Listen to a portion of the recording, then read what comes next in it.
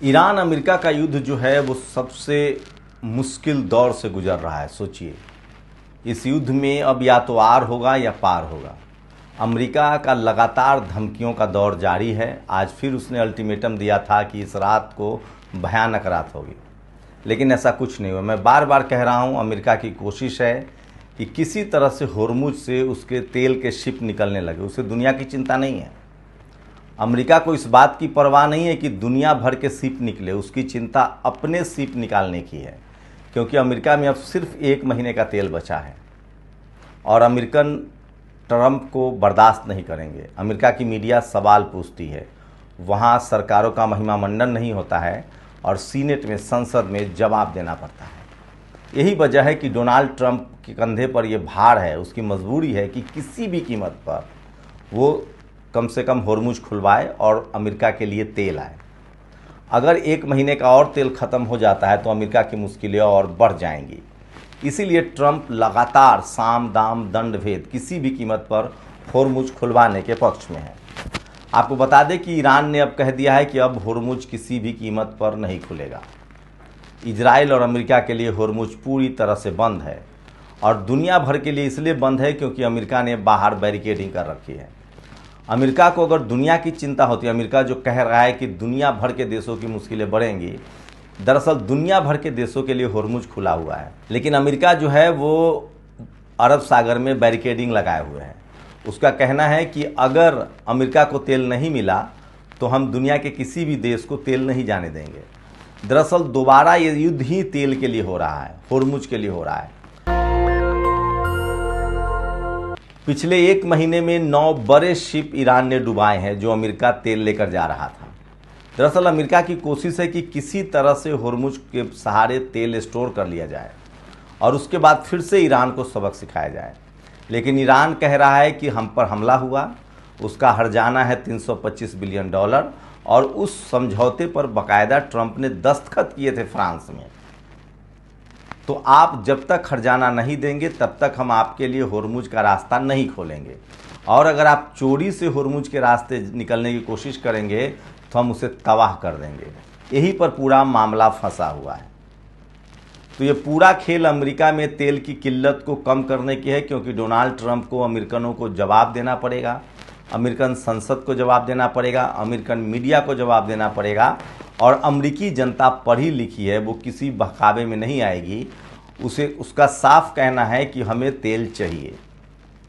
28 फरवरी को अमेरिका ने हमला किया था और अपने देश के लोगों को सपना दिखाया था कि ईरान के पास एटॉमिक हथियार है, प्लस हम उस पर तेल और गैस का भंडार है, हम उस पर कब्जा कर लेंगे और हम एक महान अमेरिका बनाएंगे। लेकिन सोचिए, जिस खाड़ी देशों पर अमेरिका का कब्जा है अभी लगभग, जहां उसके सैनिक अड्डे हैं, ईरान हमेशा से अमेरिका के खिलाफ रहा है। ये पूरा जो पाबंदियां थी ईरान पर, वो इसलिए थी क्योंकि तब दुनिया भर के देश अमेरिका से डरते थे। लेकिन सोचिए, ईरान से लड़कर अमेरिका ने अपनी साख को मिट्टी में मिला लिया है। अब दुनिया का कोई भी देश अमेरिका से नहीं डर रहा है और दुनिया के सारे देश अपना ट्रेड डील कर रहा है। एक बार फिर से स्पेन ने कहा है कि हम इस युद्ध में नहीं जा सकते हैं। 24 साल पहले झूठ बोलकर अमेरिका ने हमें इराक के साथ युद्ध में घसीटा था और वहाँ कुछ नहीं निकला। अब हम दोबारा युद्ध में नहीं जाएंगे। अमेरिका के लाख कोशिश के बावजूद यूरोप का कोई भी देश इस युद्ध में भाग लेने के लिए तैयार नहीं है। यहाँ तक कि नेटो ने भी मना कर दिया। इटली, जर्मनी, फ्रांस, ये वो देश हैं जो अमेरिका के इशारे पर नाचते थे, उठो तो उठो, बैठो तो बैठो। इन देशों ने भी लगभग मना कर दिया। इंग्लैंड ने भी मना कर दिया है। अभी हाल ही में यूनान, ग्रीस ने अपना एयरपोर्ट दिया था, वहाँ पर F-16 को ईरान ने जला दिया। तो अमेरिका के पास अब कोई चारा नहीं है। अभी जो हमला दोबारा ईरान ने लगभग 6 से 7 खाड़ी देशों में अमेरिकी अड्डों पर हमला किए हैं। लगभग खाड़ी देश अब इस बात से सहमत हैं कि ईरान जो है वो खाड़ी देशों पर हमला नहीं कर रहा है, वो अमेरिकन अड्डों पर हमला कर रहा है। F-35 कहा जा रहा है कि जॉर्डन सबसे सेफ जोन था और सऊदी अरेबिया, इन दोनों जगह पर F-35 जैसे फाइटर जेट तैनात थे, वहाँ भी बड़ा हमला हुआ है। अगर बात करें समुद्र की, तो युद्धपोत के हिसाब से भी ईरान जो है वो बढ़त बनाए हुए है और अमेरिका की इतनी ताकत के बावजूद अभी हैसियत नहीं है कि वो फारस की खाड़ी में एंट्री कर जाए। क्योंकि उसके 3 बड़े युद्धपोत अब्राहम लिंकन, जेराल्ड फोर्ड, ये सारे के सारे जो बड़े युद्धपोत हैं वो नाकाम रहे हैं। तो अमेरिका लगातार कुछ हमले कर पा रहा है क्योंकि वो सीज फायर की वजह से ईरान को समझाया गया था कि अमेरिका हमला नहीं करेगा, लेकिन अचानक हुए हमले के बाद ईरान जो है वो बौखला गया है। ईरान ने कहा है कि अब सारे समझौते ख़त्म हो रहे हैं, अब होर्मुज हमेशा के लिए ईरान और इजराइल के लिए बंद हो रहा है। वहीं ईरान इजराइल पर बड़े हमले की तैयारी कर रहा है। उसने साफ कहा है कि अगर हम पर हमला होगा तो हम भी इजराइल पर हमला करेंगे। तो सोचिए 1 करोड़ वाली आबादी इजराइल की अब हालत और ख़राब होने जा रही है। युद्ध से पूरी दुनिया की भी मुश्किलें बढ़ेंगी, क्योंकि अमेरिका के लिए होर्मुज बंद है तो अमेरिका कह रहा है कि हम दुनिया भर के किसी भी देश को तेल नहीं लेने देंगे। हाल ही में उसने ईरान के उन रेल पटरियों को उड़ाने की कोशिश की थी जिस पटरी से चीन, रूस और पाकिस्तान को तेल मिलता है, लेकिन ईरान ने साफ कर दिया है कि वो जो समझौता हुआ है, जो सिग्नेचर हुआ है, उसकी बात अगर अमेरिका नहीं मानता है तो वो युद्ध के लिए तैयार है। ईरान के बारे में अब जानकारी आ रही है कि ड्रोन का जो उत्पादन है उसको 3 गुना और बढ़ा दिया गया है। वहीं मिसाइल्स के जो उत्पादन है वो भी लगातार ईरान कर रहा है। अब तक के लगातार हमले के बावजूद अमेरिका जो है वो मिसाइल प्रोग्राम को नुकसान नहीं पहुंचा पाया है। इससे पहले भी अमेरिका ने अपने सबसे लास्ट हथियार स्प्रूट 2 बम्बर का इस्तेमाल किया था और कहा था कि हमने ईरान के परमाणु संयंत्रों को उड़ा दिया है, ऐसा कुछ नहीं हुआ है। तो सोचिए ईरान लगातार Jordan, Syria, Qatar, Bahrain, Oman, इन तमाम देशों में जो अमेरिकी ठिकाने हैं उस पर एक साथ हमला कर रहा है और उसमें वो कामयाब भी हो रहा है। तो 3 महीने के रिस्टोर करने के बावजूद भी ताकत ईरान पर अब अमेरिका जो है वो असर नहीं डाल पा रहा है, क्योंकि ईरान की लंबी तैयारी है। ईरान की तैयारी आज से नहीं है, 45 साल से तैयारी है। लेकिन इस युद्ध के जारी रहने से, होर्मुज के बंद रहने से दुनिया के तमाम देशों की मुश्किलें बढ़ेंगी। रूस वैसे भी तेल सप्लाई के खेल से बाहर हो गया है, क्योंकि यूक्रेन ने उसके लगभग रिफाइनरियों को उड़ा दिया है। अब होर्मुज बंद है, खाड़ी देश भी तेल की सप्लाई नहीं कर सकते हैं, तो दुनिया भर में तेल की किल्लत और बढ़ेगी और महंगाई बढ़ेगी। तो सोचिए डोनाल्ड ट्रंप और बेंजामिन नेतन्याहू, सवाल है कि आप ईरान को दोषी नहीं ठहरा सकते हैं, क्योंकि ईरान अपनी संप्रभुता की लड़ाई लड़ रहा है, ईरान ईमानदारी और सच्चाई की लड़ाई लड़ रहा है। ईरान के पास और कोई चारा नहीं है, ईरान अपनी रक्षा तो करेगा। सारे खाड़ी देश ने अमेरिका के सामने सरेंडर कर दिया है, कर रखा था, उनके सैनिक अड्डे वहाँ थे। अमेरिका के डॉलर में ही सारा तेल का कारोबार होता था, लेकिन ईरान कभी भी इसके लिए तैयार नहीं है। और ईरान की लड़ाई फ़िलिस्तीन के लिए भी है। सारे के सारे खाड़ी देश भी चाहते हैं कि फ़िलिस्तीन पूरी तरह से आज़ाद हो और इजराइल का बोरिया बिस्तर बांधा जाए, लेकिन अब तक खाड़ी देश अमेरिका के डर से इजराइल पर हमला नहीं कर रहे थे। लेकिन अब जबकि ईरान ने अमेरिका पर अपनी बढ़त बना ली है, ईरान ने अमेरिका को उसकी हैसियत दिखा दी है, ईरान ने अपने ड्रोन्स और मिसाइल से अमेरिका को बैकफुट पर ला दिया है, तो अब कम से कम खाड़ी देश शायद ही ईरान पर हमला करने की सोचे।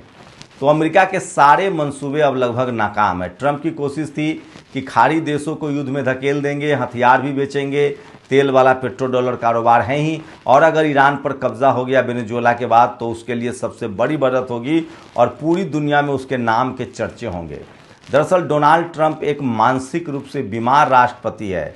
इससे पहले उसने वेनेजुएला के राष्ट्रपति का अपहरण किया था, फिर उसने कहा कि यूरोप का हमें ग्रीनलैंड चाहिए, फिर उसने कहा कि क्यूबा हमें बहुत पसंद है, वो द्वीप चाहिए। तो वो एक ऐसे राजा की तरह व्यवहार कर रहा है जो मध्ययुगीन काल में हो, और जिसे कोई देश पसंद हो, कोई ज़मीन पसंद हो तो वो उस पर कब्जा कर लेना चाहता है। लेकिन सोचिए इस बार ईरान से पाला पड़ा है। 45 साल की तैयारी है ईरान की। लारिजानी और खामनेई की शहादत के बाद ईरान में और गुस्सा है। वही ट्रंप कह रहा है कि हमें मारने की कोशिश कर रहा है ईरान। सोचिए अमेरिका ने खुद ईरान के 2 टॉप नेता को मार दिया और अपनी जान की अब वो भीख मांग रहा है। वो कह रहा है कि अगर हमको मारा गया तो अमेरिका 1000 मिसाइल जो है एक साथ ईरान पर गिराएगा। मैं फिर कह रहा हूँ, अगर अमेरिका की इतनी क्षमता होती कि एक साथ 1000 मिसाइल गिरा दे ईरान पर तो अब तक वो नहीं रुकता। ट्रंप इस युद्ध को जीतने के लिए किसी भी कीमत पर किसी भी हद तक जा सकता है, क्योंकि उसकी साख को बट्टा लगा है। दुनिया भर में अमेरिका की छवि खत्म हुई है। अमेरिका के हथियारों का जो बाजार था वो ख़त्म हुआ है। अमेरिका का जो यूएस पेट्रो डॉलर कारोबार है वो ख़त्म हुआ है। अमेरिका क्या बात अब कोई भी देश मानने के लिए तैयार नहीं है। अब अमेरिका किसी भी देश पर प्रतिबंध लगाए, कोई भी देश उसके सामने झुकने के लिए तैयार नहीं है। ब्राज़ील, मैक्सिको ने तो पहले ही उसे रास्ता दिखा दिया है, इटली ने रास्ता दिखा दिया है, ग्रीनलैंड ने रास्ता दिखा दिया है, क्यूबा ने उसको रास्ता दिखाया है। रूस जो है वो लगातार यूक्रेन की वजह से युद्ध में फंसा हुआ है। लेकिन ईरान के साथ अभी भी चीन, रूस और नॉर्थ कोरिया जैसे देश बने हुए हैं। लेबनान, यमन और फ़िलिस्तीन उसके साथ ऑलरेडी है। इसका मतलब साफ है कि अमेरिका के साथ शायद ही कोई देश अब लड़ने के लिए तैयार हो। ईरान ने साबित कर दिया है अब तक। सोचिए 28 फरवरी से युद्ध शुरू हुआ था। अगर अमेरिका के पास कुछ ऐसा होता जो वो कर सकता था तो वो ट्राई कर लेता। अब शायद कोई रास्ता नहीं है। लोग अंदेशा जता रहे हैं कि क्या परमाणु बम अटैक होगा। मैं फिर कह रहा हूँ, इस तरह की हिमाकत नहीं करेगा अमेरिका, क्योंकि ईरान के पास भी परमाणु बम है और उसके पास भी इस तरह की क्षमता है कि वो बड़े हमले कर सकता है। अगर ईरान पर परमाणु अटैक होता है तो फिर इजराइल का नक्शे से ख़त्म होना तय है। फिर ईरान इजराइल पर परमाणु बम से हमला करेगा। ईरान जहां अपनी संप्रभुता के लिए लड़ रहा है, वहीं वो फ़िलिस्तीन को बचाने के लिए भी लड़ रहा है। इसका मतलब साफ है कि पूरी दुनिया में ईरान की विश्वसनीयता बढ़ी है, अमेरिका की विश्वसनीयता ख़त्म हुई है और पूरी दुनिया को लग रहा है अब कि ये पूरा हमला जो है वो ईरान पर गलत तरीके से किया गया है। तो वैश्विक स्तर पर अगर आप बात करें तो दुनिया का कोई भी देश खुलकर अब अमेरिका के साथ खड़ा नहीं है। अमेरिका और इजराइल अलग थलग पड़ गए हैं, जबकि पूरी दुनिया के देश ईरान के पक्ष में सहानुभूति है।